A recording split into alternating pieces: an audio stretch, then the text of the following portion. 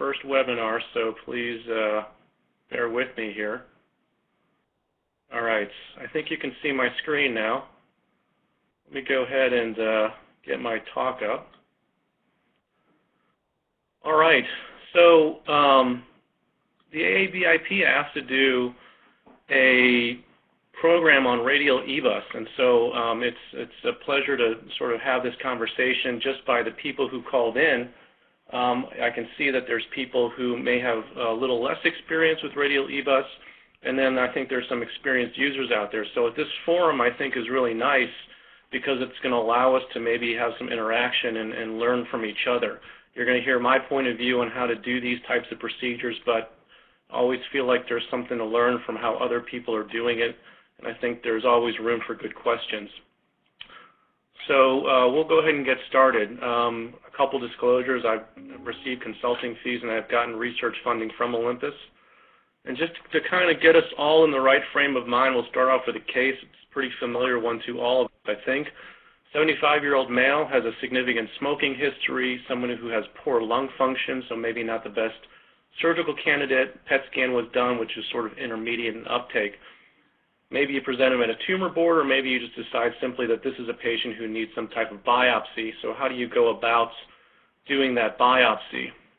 Well, our options are really tried and true, and they really remain the same. The first one's surgical biopsy, and then I always counsel patients you can have this biopsied from the outside in or the inside out.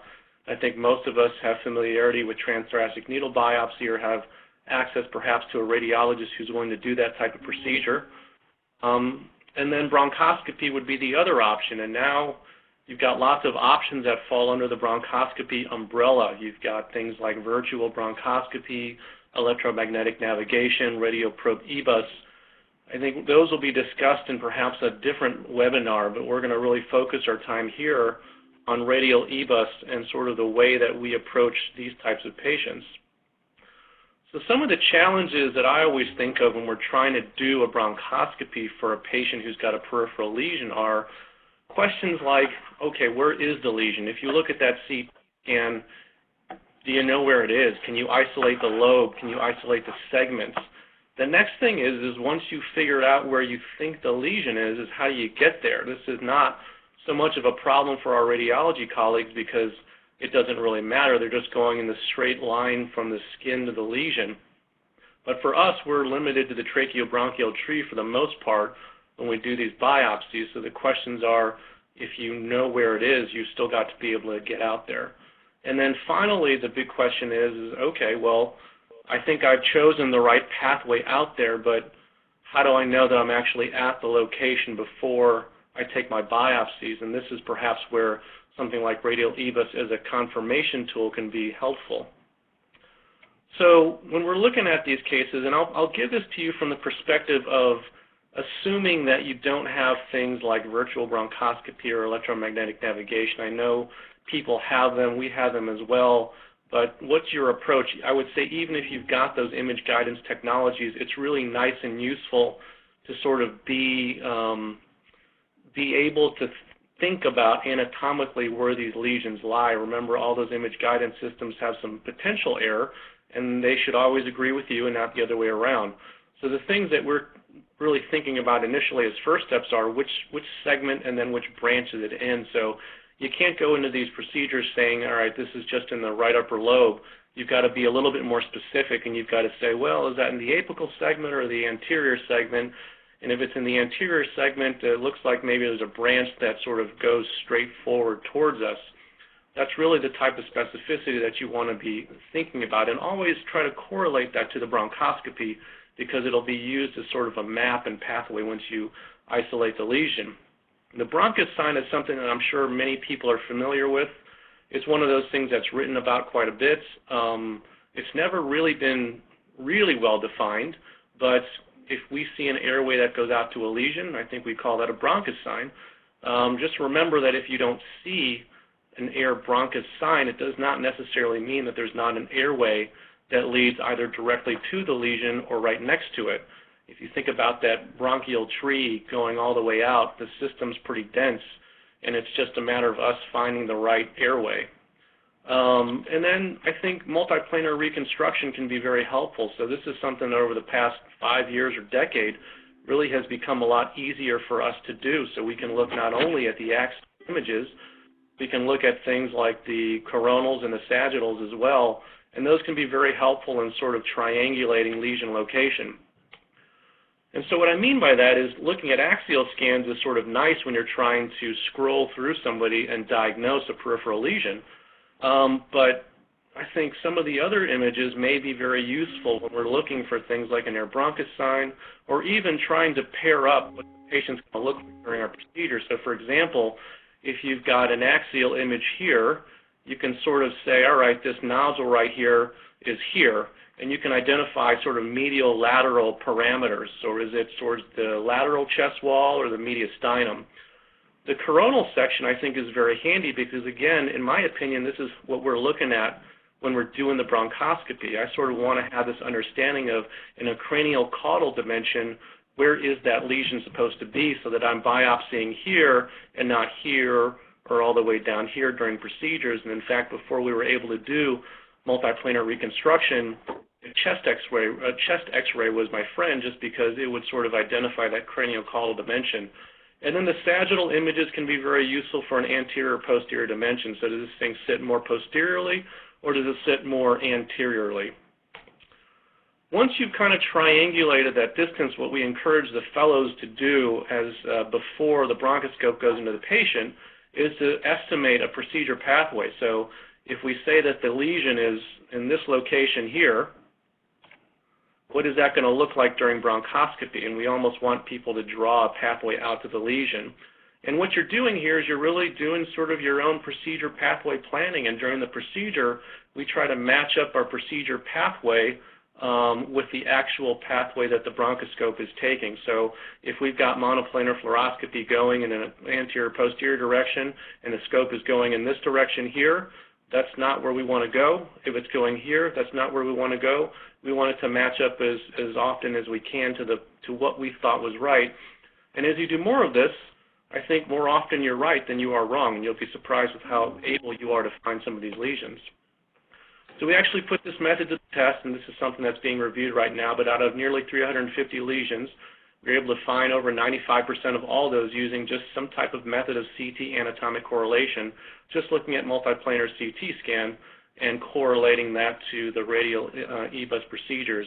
Mean time to lesion localization was under 7 minutes, and if you had an air bronchus or for a larger lesion, you identified them a bit more quickly. That's not to say that lesions that did not have an air bronchus could not be identified. Most of those were still seen in a period of time under about 10 minutes or so. So I think it can be done. All right, so the last question is, how do you know that you're actually in the right spot? And this is where we start talking about radial EBUS. And again, some of you have got experience doing this and are doing it already. Some of you may not have seen this before, but this is the original form of EBUS in the airways. Before the EBUS bronchoscope that we use for mediastinal anatomy was developed, this is what we used to use. So this is a radial probe. It's like any other tool that you put through the working channel of a bronchoscope. It comes in different sizes. The smallest one is about 1.4 millimeters at different parts of it. And it spins at 20 megahertz, a frequency of 20 megahertz. And that's only important because it gives you less depth of penetration than with curvilinear EBUS, but the resolution is a bit higher. And as I understand, the videos sort of play a little choppy over the webinar, so I apologize for that ahead of time. If you need those, I'm happy to get them to you. So real time is really critical, and what we've learned over the course of doing these procedures, and this has been borne out in the literature, is that this type of technology is really the only one that's going to allow you to define the relationship of that peripheral airway and the lesion. So, and what I mean by that is, if this is the lesion here, this is an airway that goes right to it, compared with this one where you've got an airway and the lesion is immediately adjacent to the airway. And so this technology will give you that information, and we'll circle back to that in a little bit. So to just compare this with convex probe EBUS or curvilinear EBUS, this is a right paratracheal lymph node, and you're going in, you put the EBUS scope in, get an image, you're looking at what is in front of the EBUS scope, and that would be what a lymph node looks like. With peripheral EBUS or radial EBUS, what we're trying to do is we're trying to get the probe into physical contact with the lesion. And so again, if this is the lesion here, see if the cursor will come back, and this is the airway going to it, we're actually trying to get the probe to touch it, if not be in the middle of it. If we're looking at the lesion in cross-section here, and we're trying to put the probe in the middle of it, if the probe is centered in the middle of the lesion, it will give you an ultrasound image of what's around it. So this is the probe here surrounded by lesion. Now the good news is that if you're used to looking at this, then this will be pretty easy to find. If you see this type of thing, and it makes sense based on where you thought the lesion was on the CT scan, then you've probably found it. Again, tissue is going to look like tissue, and that makes the pattern recognition a little easier. So how do we do this procedure? For example, if we're in the right upper lobe, what we'll do is we'll take the bronchoscope, and you can do this procedure different ways using different sizes of scope, and we'll get into that a little bit more. But let's say we've got our scope in, and it's not going any further than that. Now focusing on this area, if you've got the lesion here, the bronchus leading to the lesion here, this is the bronchoscope, this is a radial probe, and we've actually put this into a guide sheet. So let's say, for example, we've got the big scope out, the therapeutic scope out, that's 6 millimeters outer diameter. It's not going to get as far as a smaller scope, and what we do is we use this guide sheet to act as a conduit to make up the distance between the lesion and the bronchoscope. So what we'll do is we'll pass out the probe and the guide sheath into the periphery. And if we see this lesion, it means the probe is completely surrounded by our nodule, our lesion, our tumor. At this point, we'll pull the probe out and leave the guide sheath behind. The guide sheath's got a metal band at the end of it so that you can see it under fluoro. And it really doesn't move very much. I'll show you a video clip of that. Once this guide sheath is in place, it's going to keep this relationship so that you only have to find lesions one time and that you don't have to go in and find them every time. Now you can put instruments through the guide sheath, a forceps or a brush, and take your biopsies. Alternatively, if you've got a smaller scope, maybe a 4 millimeter scope, as those are available now, you can get even further out into the airway, and perhaps you can sort of seat the scope right in front of the lesion. Well, if you can do that, you might say that I don't need the guide sheath. You can use this without the guide sheath, and then use the bronchoscope as the guide sheath through which you can put your regular instruments. So the actual act of taking a biopsy here is really no different than what you're doing if you're already doing transbronchial biopsies, brushings, or needle aspirations. It's just a matter of maybe using a guide sheath and having some type of image guidance before you take a biopsy. We get into a series of videos, and again, I apologize if these don't show up too well for you if they play slow. Got the radial EBUS image. Over here, you've got the endoscopic image, which isn't very exciting. What we're doing is we're passing the guide sheath and the radial probe further out into the periphery. The radial probe is always centered in your screen, and what you're looking for is a nice border that defines where the lesion sits. So beyond this white out here is normal aerated lung. That's what's scattering the ultrasound image, and that's what's giving you your nice crisp borders. For the next video, this is a fluoroscopic image of a procedure that I don't think is the same case, but here we've got a big scope, 6 millimeter scope. It's stuck out here. We've got the probe inside the guide sheath, and you start to see a peripheral lesion here. Again, this is the probe. I'll play that one more time. The probe is always centered up, and you're going to start to see the outline of a lesion. And this is pretty peripheral, and you can see that the further out we get, the better of an image you're going to see.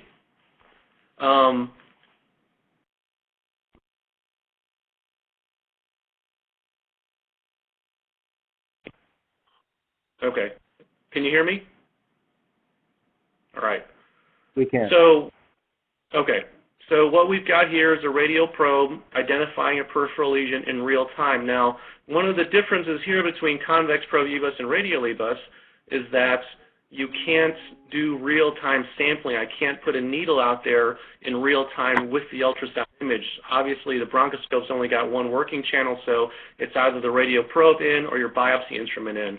So what you're going to see here is the ultrasound image is going to be turned off, and the radial probe will be removed, leaving this guide sheath behind. And again, that guide sheath has got a metal band at the tip of it so that you can see where it is. And we can see that right here. And this patient's going to take a couple breaths, and you're going to see that the guide sheath really doesn't move significantly. And if it does, you can always just put the radial probe back through and confirm that you're either in the right spot or not. But in general, you will be. So now that the guide sheath is in position, you see the radial probe, or the end of the guide sheath here, you can take whatever instruments you like, put them out into the periphery. You'll use the end of that guide sheath as a marker for where the lesion is, and you'll take your biopsy. So again, this is really similar to what you would be doing if you're doing transbronchial biopsies already. The physical act of taking a biopsy is essentially the same. Now, occasionally we run into this problem where we've got the radial probe and guide sheath out into an airway and we don't see anything. Under those circumstances, you sort of go back and look at the CT scan and say, all right, well, maybe I was wrong. Maybe the lesion isn't here. Maybe it's down here. Well, the question is how do I get from this airway down to this lesion? The guide sheath, as many of you know, is it's a piece of plastic, and it's not steerable. So it's not as if you can move it independently from here to here without some other type of apparatus. So what we've got to use, if you want, is this directional device that can be used. And so let's say, for example, we keep on pushing and the probe is going forward. You can use this double-hinged curette, which is a reusable device, and you can try to cannulate those airways, kind of like our colleagues maybe in radiology or cardiology use. And once that airway's been cannulated, you can then slide the guide sheath over it. This is what it looks like. It's a very simple device. It goes through the guide sheath, so it's pretty small, and you can use it to cannulate some of those airways. So just to recap, if we're in this airway here and we want to go down here, what we're going to do is we've already taken the radial probe out and the guide sheath only is in place. So what we're going to do is we're going to take this curette and we're going to pass it out through the guide sheath until it's outside of it. We'll pull back until a point where we think is proximal to a bifurcation, and then we're really aiming for this area down here. So you see we've maneuvered that pointing down, and now it's going to slide into that lower airway. And once we've cannulated that airway, we'll actually pass the guide sheath over it. This is maybe the only part of the procedure which actually is sort of not like bronchoscopy. This is a little bit different, and you will need help to do this. It's really difficult to hold the scope and do this at the same time. But once you've cannulated that airway, then you take the directional device out, and you can put your radial probe back in it and identify the peripheral lesion if it's there. Let's see. So how well does this type of procedure work? I'll show you a little bit of data. We published this a year ago in our experience in nearly 470 patients. What we were interested in was cases where Radial EBUS was used for diagnostic purposes without any other type of assistance like navigation or virtual bronchoscopy. The questions that we were asking were, could we find the lesions, and what were some of the procedural characteristics that affected the yield? The diagnostic yield that we found was 69% overall. There was a meta-analysis published in Chest a couple years ago, or a few years ago now, by the MUSC group, and I think these numbers fall very much in line with what they showed in a number of different studies. Again, we were able to find the majority of lesions using a method of CT anatomic correlation. The rate of complications was low and probably no different than it is for transbronchial biopsy, requiring chest tubes in 1.5% of patients. Down here we've got the breakdown of what types of patients we were seeing. So nodules 1 to 2 centimeters accounted for nearly 1/3 of all lesions. Diagnostic yield was lower and got better as lesion size got bigger, and that's sort of to be expected. Some of the other things we were interested in were the radial ultrasound views. So those who have looked at the literature know that there's a difference between being in the middle of it or being next to it. And I'll talk about this again, but when you're in the middle of the lesion and you get a concentric view where the probe is completely surrounded by lesion, your diagnostic yield is 84%, and that's as good as it is with CT-guided needle aspiration with a complication rate of 2.8%. So those numbers stack up pretty well. When you are next to it and have that eccentric view, the diagnostic yield is roughly half of that, and that's been seen before in previously published studies. So, one of the take-home points from this is when you're starting the procedure and you get an image, first of all, you're really happy about that. But second of all, is it a concentric or an eccentric view? And if you get that eccentric view, then we would recommend that you really try to manipulate a little bit to see if you can find an airway that gets you a concentric view. Now, not every lesion is going to have an airway that goes right to the middle of it, but the differences in yield are so dramatic that I think you owe it to yourself and the patient to try and make sure that there isn't one of those airways. And it may be a function of lesion size, so smaller lesions may have fewer concentric views or airways that go right to them and vice versa. I think we need to look at that in a little bit more detail. One of the other things that we are interested in looking at are what are the differences in how you use the Radial EBUS probe. So when we started doing these, all we had were big scopes with 2.8 millimeter working channels. And so what we did was we looked at our yield using a big scope and a guide sheath compared with a 4 millimeter scope, which we got later on, and no guide sheath. And the difference was there really wasn't a statistically significant difference. The number of cases where the 4 millimeter scope was used was small in that study, but I can tell you in our own personal practice that that's pretty much the way that we approach peripheral lesions now, is we use the 4 millimeter bronchoscope. So again, we mentioned this in the last slide. If you look at all the literature regarding peripheral lesions, the ultrasound view is the single greatest factor in determining whether or not you're going to get a diagnosis. So it's not size, it's not where the lesion's located, it's not the presence or absence of an air bronchus sign. What it really is it's whether or not the airway leads you to the middle of the lesion or if it puts you next to it. Because again, if you're in the middle of it, 8 times out of 10 you're getting an answer. If you're next to it, then your yield's going to be 30 to 40%. And again, this is really the only piece of equipment that's going to define that relationship in real time for you.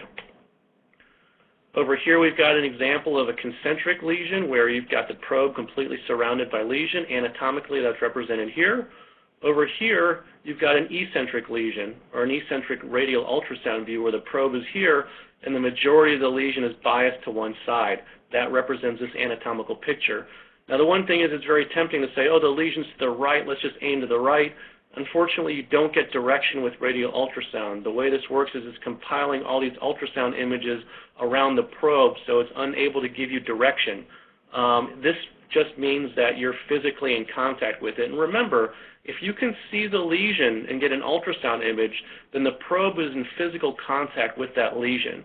If there's lung between the lesion and the airway that you're in, you really won't get an image because that lung will scatter the ultrasound image. So it means that you're close, but not necessarily where you want to be. So what about instrumentation? Most of the instrumentation that's been used for peripheral bronchoscopy, and most of the literature has been reported with brushes and forceps. That's really what almost all of it has been reported on. There was a study published in Chest a number of years ago which showed that with Radial EBUS and peripheral bronchoscopy, the diagnostic yield was improved when they added a needle to what they called conventional diagnostic procedures, which was a brush or forceps. Needles are nice because, if you have rapid on-site evaluation, they can get you some immediate feedback.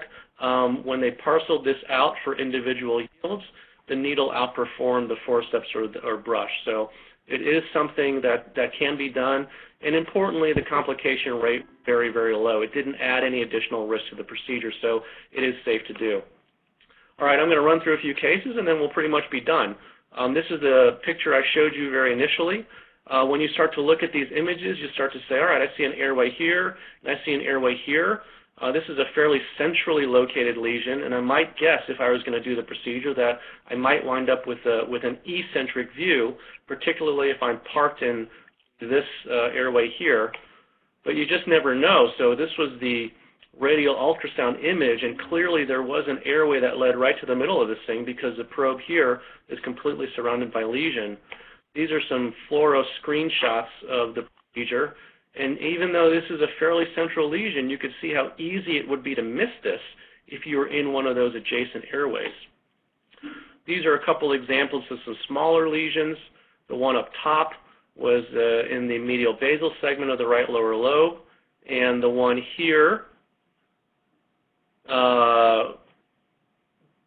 this represents the radial EBUS image.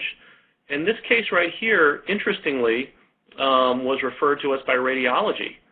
So I think, you know, more and more of these that you wind up doing, it's very interesting that radiology starts sending cases, because this was one that they didn't feel comfortable biopsying from the outside in.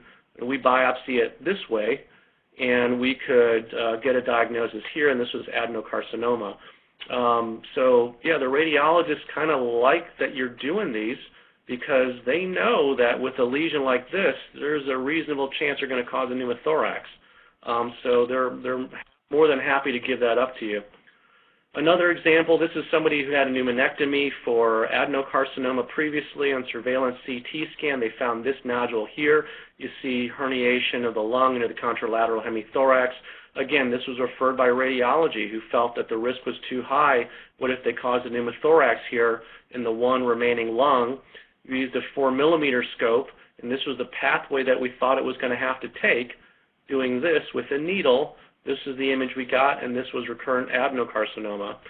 One of the questions that we get asked a lot is, what does a ground glass lesion look like? We're seeing more and more ground glass. That's a bit of a challenge. So ultrasound doesn't play well with air, and by definition, a ground glass lesion has got more air in it than a solid one does. This is a case here. This is difficult to pick up, but there was a ground glass lesion here, and for various reasons, it was decided this patient needed a diagnosis. So what you have to go into it is the expectation that you're not going to get a very crisp image, but it's got to make sense anatomically. So again, if you pick this out to be in the right middle lobe lateral segment headed out this way, which is the pathway that it took here, this was the image that we got. We felt comfortable that we were in a reasonable location, and this patient had a bronchoalveolar carcinoma, or what I guess we're now calling a minimally invasive carcinoma. Here's some more examples of ground glass. You can see here that the borders are ragged and they're not confluent, so they're not that crisp border all the way around. But again, it's pattern recognition, and you are still able to see the lesions when you do this. So ground glass should not necessarily dissuade you. You just have to have an understanding of what it is that you should be looking for when you're doing the procedure. So advantages and disadvantages quickly. The procedure from a pro standpoint is it's grab and go. It is like picking up the EBUS bronchoscope. You simply just plug it in, hit a foot pedal, and you're ready to go with it. So there's no additional planning or setup. It's real time in real life, and what I mean by that is you are getting real-time ultrasound images of whether or not you found the lesion before you took a biopsy. And so if you compare that to an image guidance platform like virtual bronchoscopy or navigation, those are creating airway images and assumptions of where the lesion's at based on a CT scan that was done at some time before the procedure. Now, that's not to say that those technologies can't be valuable and useful, but I think you really should understand how these platforms work, because one of the ideas that people have thrown around is maybe using them together if you're fortunate enough to have both of them. It builds on existing bronchoscopy skills. So I would say that anyone who's done a BAL for a targeted infiltrate, looking for pneumonia or something like that, has the skills or the introduction to how to look at a CT scan and say, all right, I think I know almost exactly where that spot is, because that's a type of approach that you really need to take with this. I'm a much better interpreter of CT scans from that standpoint than I was when I started this whole process. It makes use of existing equipment. So currently, a disclosure that I probably should have included at the top is that Olympus is the only manufacturer of Radial EBUS. So, you know, if you've got an Olympus tower already, an Olympus EBUS system, then you have the processor that runs Radial EBUS as well. It's compatible with other modalities. You can use it with navigation or virtual bronchoscopy. And other applications, including fiducial marker placement, those types of things, you can do that also. The disadvantages are that it really doesn't provide a map or a route for you. You have got to be the navigator. And again, the success of the procedure is very much tied into how well you can read the CT and try to identify where the lesion is and then go out and get it. Because if you can't find these lesions, then obviously you're not going to get a diagnosis, and it's going to take a while, and you're just not going to be happy with the procedure.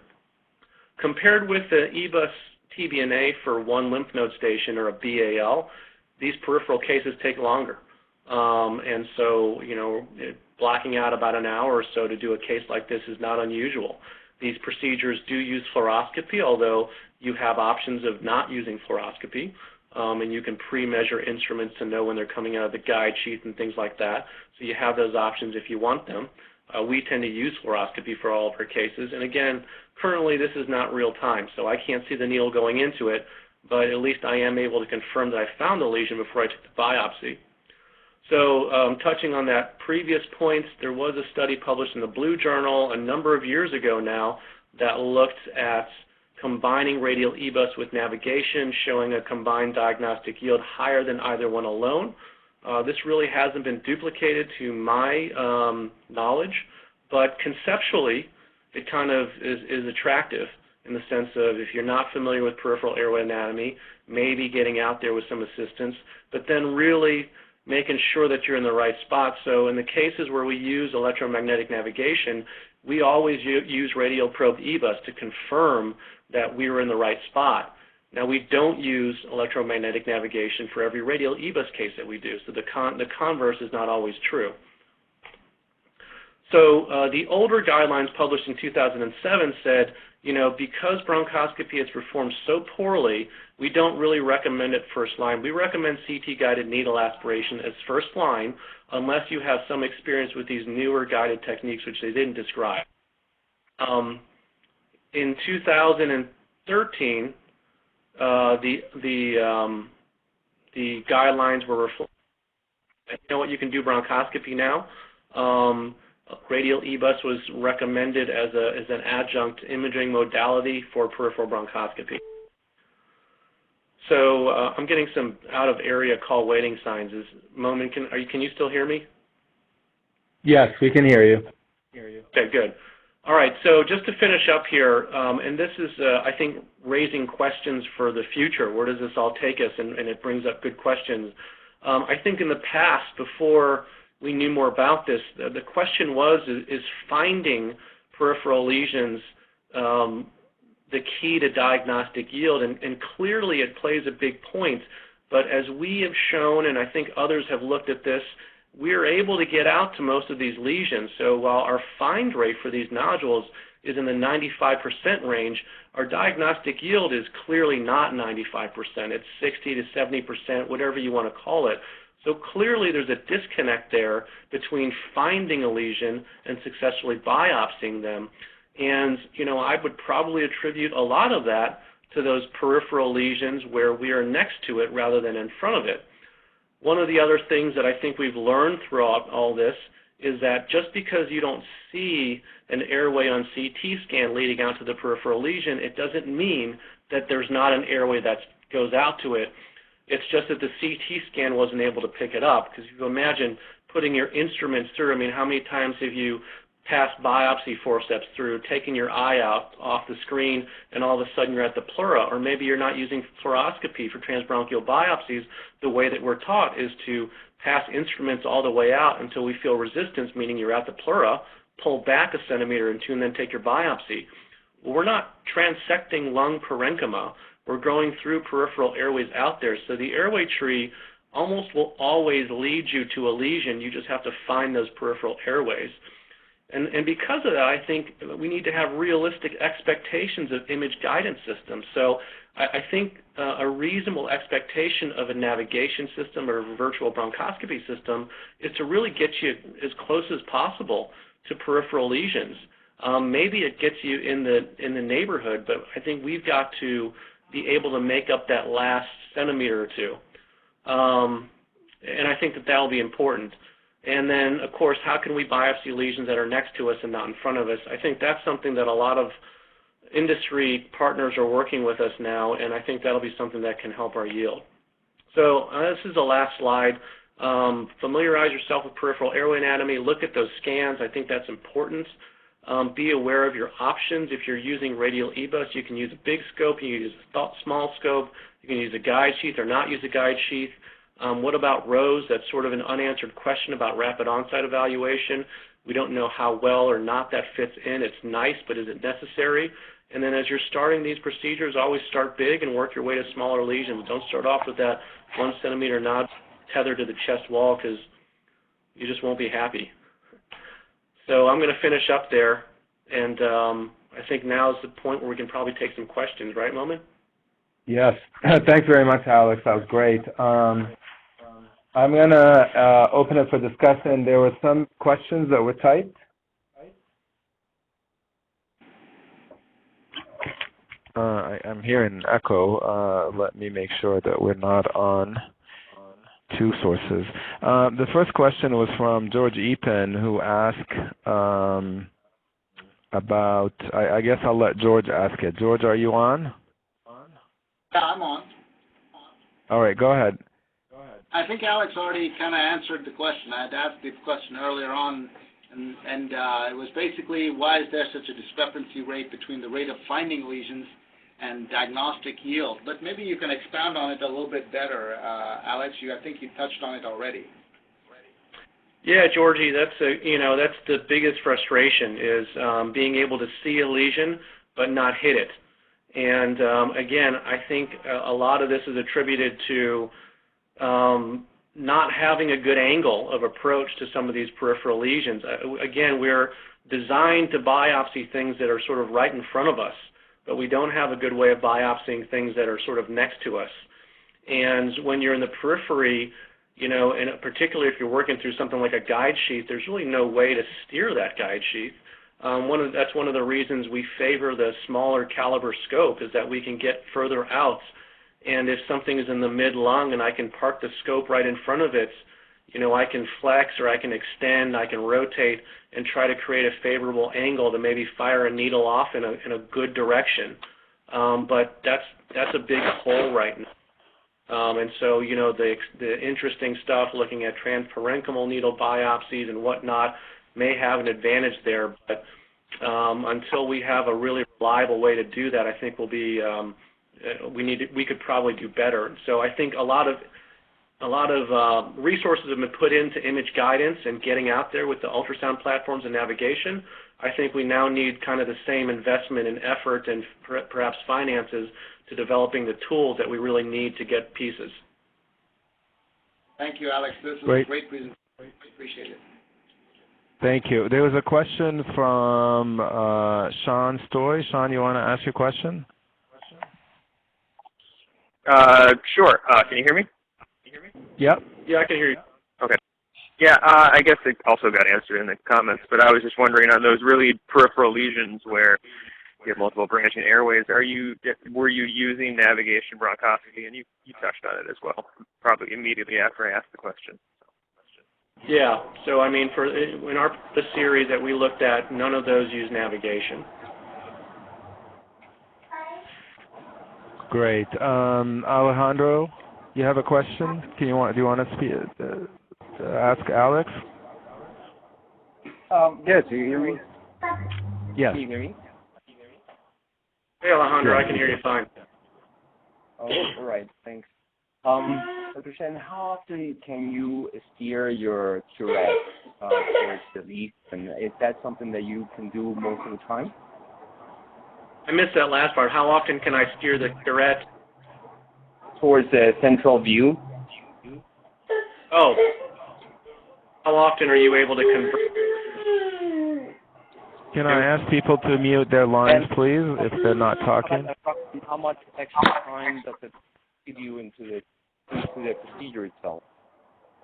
Okay, that's a good question. I can't quantify, unfortunately, for you, Alejandro, how often we were able to convert to an eccentric view. I can tell you that we were using the bigger caliber scope. We used the curette a third of the time. Out of those 400 or so cases, over 120 of those were used for curette. I find that I use that less commonly now that we have the 4 millimeter scopes that we use. But the diagnostic yields are about the same between the smaller scope and the big scope with the curette. So I think that and I would always encourage to try to use whatever you got. Sometimes you can just by rotating the scope a little bit and pulling and withdrawing and advancing the radial probe and guide sheath, you can actually cannulate different airways. And that sometimes is all you need. But in cases where you kind of want to explore something else, trying to make a difficult turn, the curette can be helpful. Now, it is a little bit, it's different. It takes feel. It's all by feel, because what happens is you'll rotate the curette and you'll push, and you'll actually feel resistance or touch on an airway. It'll pop into that airway. So it does take a little bit of extra time and effort, but you know, I think once you've gotten used to it, and as long as you have a game plan, so if you say, I want to go up, I want to go sideways, or I want to go down, that's the key. If you really don't know, then that's the part that adds the most time, is sort of just don't know where the thing is. Thank you. Mm-hmm. Alex, there was another question from Alejandro, but it's Alejandro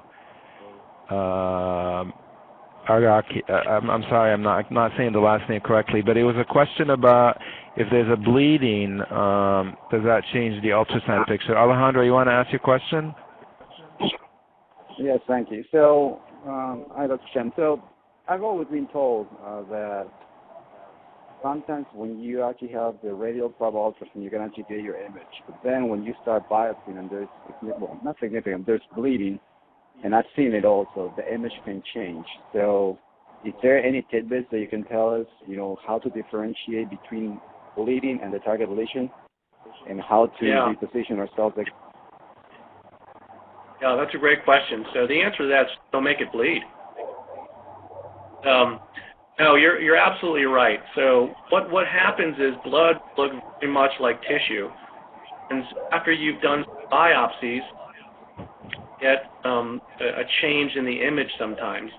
I can't tell you with what instance that happens more frequently.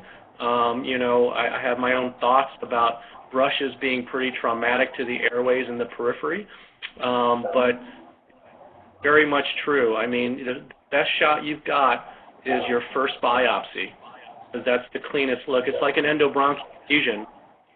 Take a biopsy and you get a good look at it at first, but then the thing you can't quite see as well as you did with the first shot. So being able to differentiate a traumatic biopsy zone from lesion can be difficult. I would say the keys are to look for the borders, and if you identify the borders of the lesion, because, you know, often if it's a blood-filled, very peripheral airway, not pick up the borders, the crisp white borders, as well as when you're doing, as well as when you're identifying a solid lesion that actually has kind of a capsule around it. Might be my only one tip, but it is a frustrating and difficult thing. Great, thanks, Alex. We have a question from George Cheng. George? Yeah, hi, can you hear me? I can hear you, George. Yeah, hi, Dr. Chang, how are you? Good, how are you? Really quick, very good, thank you.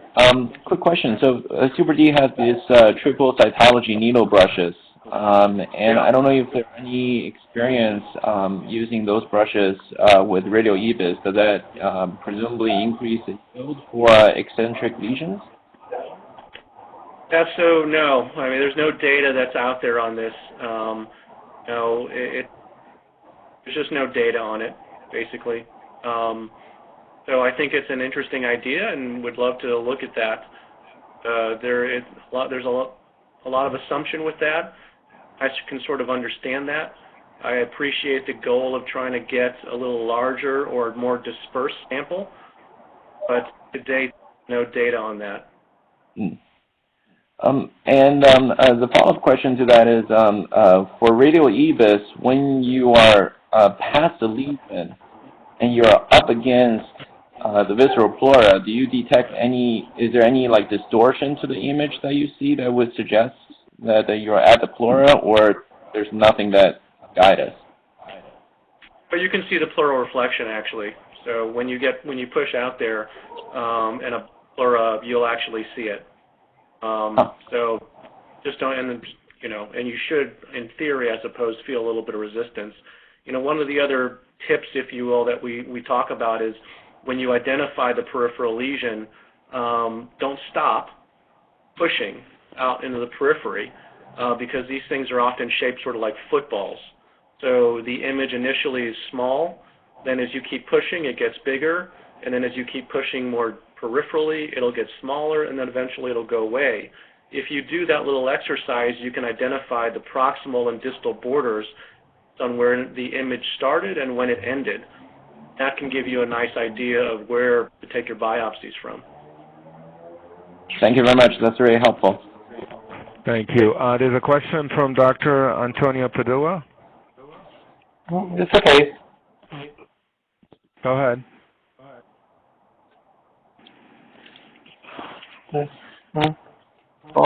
Ready.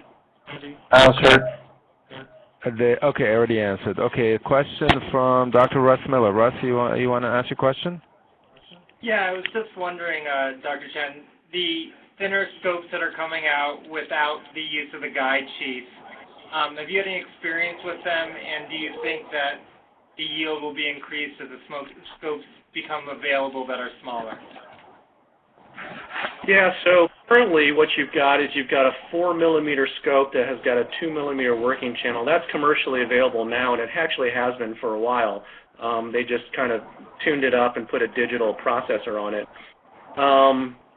As many of you are aware, there was a recently published article in the Blue Journal that the Japanese group did where they looked at a 3-millimeter prototype scope and compared their Radial EBUS and virtual bronchoscopic navigation to their yields using a 4-millimeter scope. Found a statistically significant improvement yield when they used the 3-millimeter bronchoscope compared to what they were getting with the 4-millimeter scope. Now, I think it's very interesting.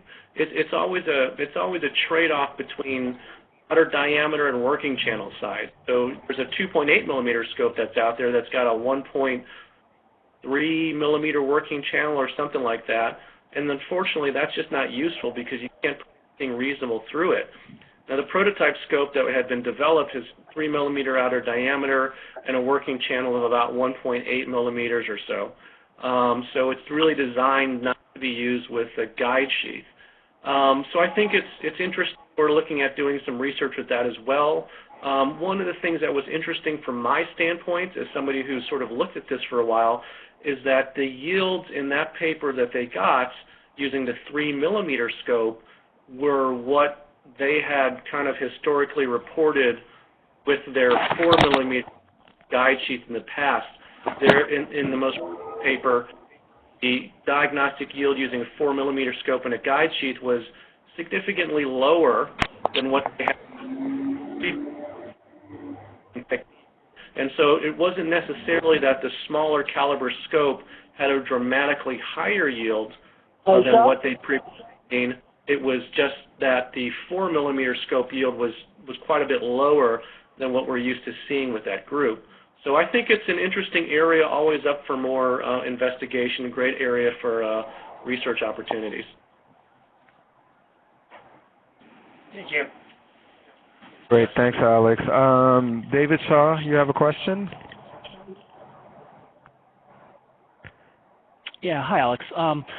So for a lot of the peripheral navigation, obviously control of the patient or procedural sedation becomes important. So what kind of procedural sedation do you use, and have you noticed, or are there differences in diagnostic yield or sensitivity for regular moderate sedation versus something deeper? Sure. Great question, and I think that, I can only speak from the standpoint of how we do these procedures. We've always been a moderate sedation place. At our institution, if you're doing something in the OR, the patients are either awake and talking to you or they're paralyzed. So it's one of those situations where there's sort of not that in between. What we found is that when we do these procedures under moderate sedations, the patients, they do just fine. Now, I think it is important to think about how you do the procedure. Any of these bronchoscopies that are for peripheral lesions, regarding what technology you're using, they are taking longer than than the BAL or airway inspection. So you've got to look at what type of airway are you using, what type of oxygen source are you using. You can't get by really with just nasal cannula. You've got to use perhaps something a bit more. So we've got a high flow oxygen setup that's able to deliver 30 or 50 liters a minute, and we use an LMA and work through that. Now that's just our own experience, and other people will do them differently. You can use perhaps an anesthesiologist in your endo room with propofol. If you can do that, that'd be great. So we've just sort of worked with what we've got, and in general, we've been okay with that. Great. Thank you, Alex. Any other questions? We still have 5 minutes. And also, I want to ask you, have you had any issues with the new EBUS codes for billing, or do you have any questions? If you do, please type it, and I'll try to discuss it and pull up the communication that we sent from AABIP about the coding issue for EBUS. And yeah, of hi, course, Alex. any other questions for Alex? I have a question about the probes that you're using. The different sizes of mini probes around, and I was wondering if you have noted any difference with imaging. Yeah. No, so they're all 20 megahertz frequency probes, and in my opinion, there's really no reason not to get the smallest one because they all perform the same. If you get the larger one that doesn't fit in a 2 millimeter working channel, then you really never have the opportunity to use a 2 millimeter scope. Even if you don't have one now, down the line you might get one. So they all perform the same. The 17S is the one that's got a outer diameter, and so it's the one I would recommend, really. And the other ones you would not use? The other probes? Yeah, I wouldn't see a reason to. They perform exactly the same. Okay, great. Great. Great. I think we're coming on the end of the hour, and I don't see any more questions. So I want to thank Alex Chen for this wonderful lecture and this interactive webinar. Thank you for the members for engaging in a great discussion, and stay tuned for our next webinar. We'll send an announcement soon. Thank you very much, everybody, and have a great night. See you later, guys. Thanks.